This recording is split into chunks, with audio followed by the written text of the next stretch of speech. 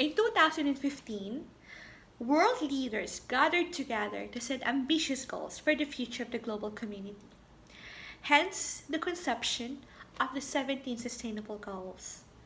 And one of the goals is goal number 4, which seeks to ensure an inclusive and equitable education and the promotion of lifelong learning opportunities to all. Two aspects distinguish SDG4 from its predecessors, the Millennium Development Goal number 2 and the Education for All.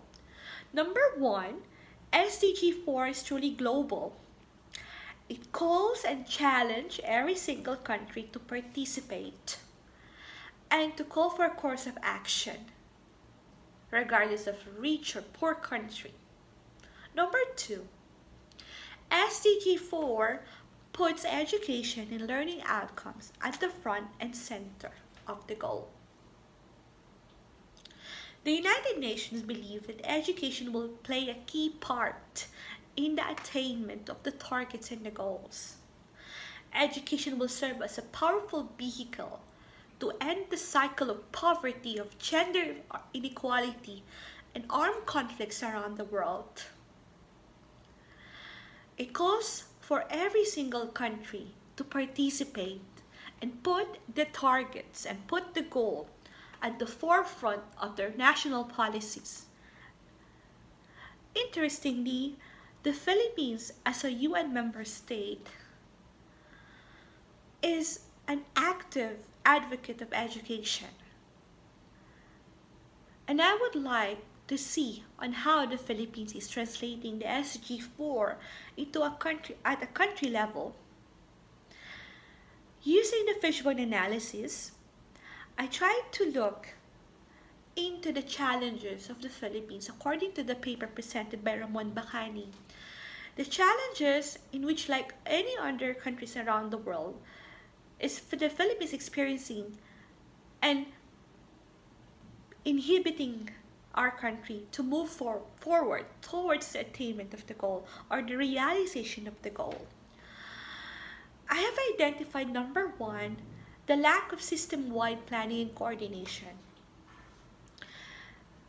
The Philippines has no SDG4 targets currently. There's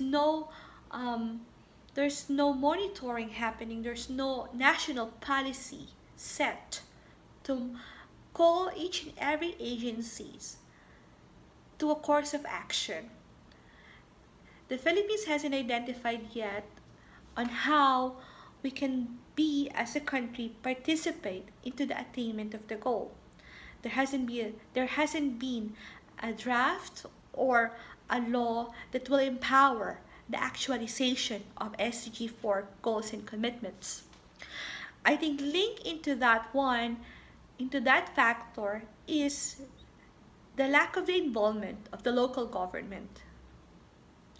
One of the researches I found out, and one of the things that the United Nations is calling, is the localization of the SDG, translating it into the local context, involving the local government and the local people to be part of attainment of the goal, translating that goal into an active awakening or awareness into the value of education. Each and every single people in the community working towards providing an inclusive education, an equitable education to every children without or with disability. Third is the lack of data. NEDA and PSA are still in the advocacy state or stage of the Sustainable Development Goal implementation. There's a need for us to look onto the data and consolidating this data to become a baseline into the course of action or policies that the national government and the local government needs to take into consideration in planning for next steps. Lastly is the operationalization of the new concepts like the lifelong learning, digital and global citizenship, and translating it into the curriculum, into the pedagogy, into the policy of education in the Philippines. According to Macaranos in 2007, as presented by Dr. Sinaida Reyes of the Philippine Normal University, they try to define lifelong learning and what does it mean in the context of the Philippines. So lifelong learning is the accumulation of all the learning activities and opportunities in which the person will acquire knowledge and skills and know-how and apply this into real life context and be part of, in the future, be part of a vocational or professional job or working force. Learning doesn't stop in the four corners of the classroom. It continues outside, and it should transform lives of people and the community. Global citizenship and digital citizenship are also soft skills or new concepts that has been embedded in the human rights and actualization of education in the context of the Sustainable Development Goals. People should actually look themselves as part of a global community. Children should learn how to love their country and patronize their country, at the same time acknowledge the fact that they are part of a bigger world. Hence, they have responsibility towards others. And in this fast-changing world, children needs to be equipped not just the knowledge on how to use technology, but on how to maximize the use of technology in making the lives of other people better. After the analysis, I see the Philippines having a great potential or a powerful advocate of the attainment of the SDG4.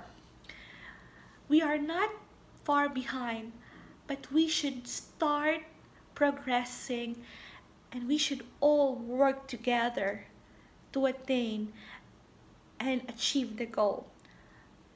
In 2030, we will look back and see ourselves where we are. Are we winning? I think it is not just about the winning. It's not just about achieving the goal, but sustaining the goal. Not just for ourselves, but the future generation. It is us looking into a deeper context, looking beyond what education can bring. What can education be a part of the actualization of other goals and aspirations as people? I challenge every single people, every single educator around the world to be an advocate of the SDG4 and to transform every single life of children. Education is a right, not a privilege. And we are all called to be part of the attainment of this goal.